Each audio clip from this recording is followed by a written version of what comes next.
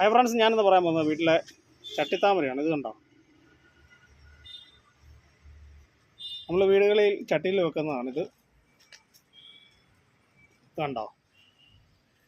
അപ്പം നമ്മളിതൊന്ന് ഇതിൽ കുറേ ചെറിയ ചെറിയ ഇലകളുണ്ട്, ഈ പോയ ഇലകൾ. അപ്പോൾ അതെല്ലാം നമ്മൾ വെട്ടി വിടണം. അതെന്താണെന്ന് ചോദിച്ചാൽ, നമ്മൾ ഈ ഇലകളെല്ലാം വെട്ടി വിട്ടില്ലെങ്കിൽ, നല്ല എടുത്ത് കളഞ്ഞില്ലെങ്കിൽ നമുക്ക് പൂവുണ്ടാകത്തില്ല, മറ്റുള്ള ഇലകൾ വളരത്തുമില്ല. അപ്പം അമ്മയാണ് ചെയ്യുന്നത്. അമ്മ ഞാൻ ചെയ്യണ അമ്മ ചെയ്യണോ? ഇല്ല, ഞാൻ ചെയ്ത പിടിച്ചു. വേണ്ട വേണ്ട, ഇനി ഉണ്ടോ? ആ, അപ്പോൾ അമ്മ വേണ്ട, പോയ ഇലകളുണ്ട്. ഇത് കണ്ടോ, അത് അടിയിൽ നിന്ന് വെട്ടണേ.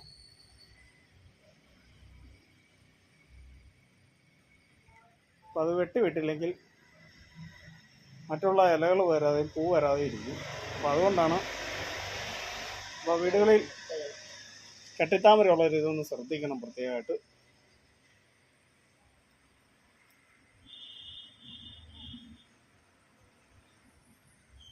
അടിയിൽ നിന്ന് തട്ട്.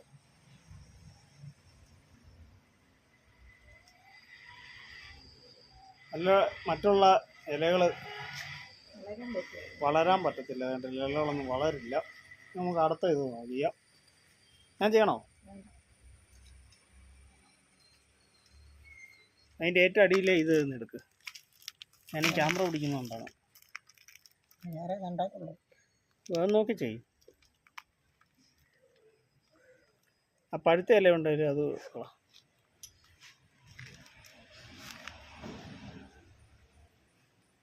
വേണ്ടമ്മ, നടുക്കൊന്നു. ആ,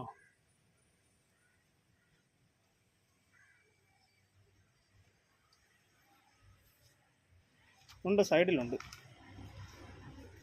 ഇത് കണ്ടോ,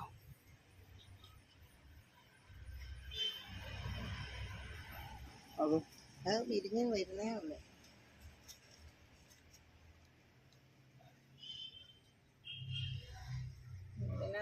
ഇല്ല. ആ, എന്തോ കടിച്ചില്ലേ? ആ, കടിച്ചതെല്ലാം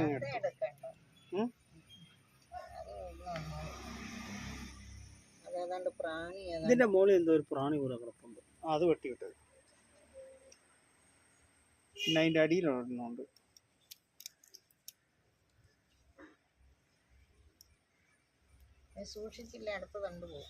സൂക്ഷിച്ചില്ലെങ്കിൽ ഇത് അടുത്ത തണ്ട് ഇതിൽ പിടിക്കുകയോ ചെയ്യും, വളരത്തുമില്ല.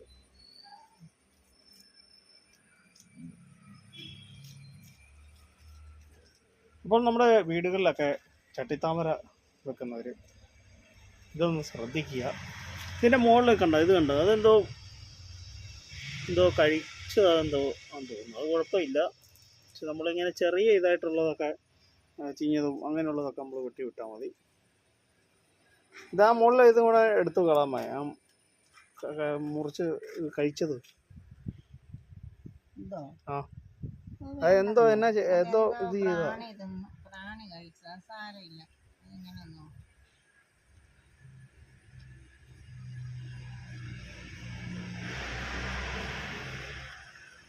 അപ്പോൾ നമ്മുടെ വീഡിയോ എല്ലാവർക്കും ഇഷ്ടമായെങ്കിൽ ഒന്ന് ലൈക്ക് ചെയ്യുക, ഒന്ന് ഷെയർ ചെയ്യുക മാക്സിമം എല്ലാവർക്കും. അപ്പോൾ വീട്ടിൽ ചട്ടിത്താമര വളർത്തുന്നവരെല്ലാം ഇതൊന്ന് ശ്രദ്ധിക്കുക.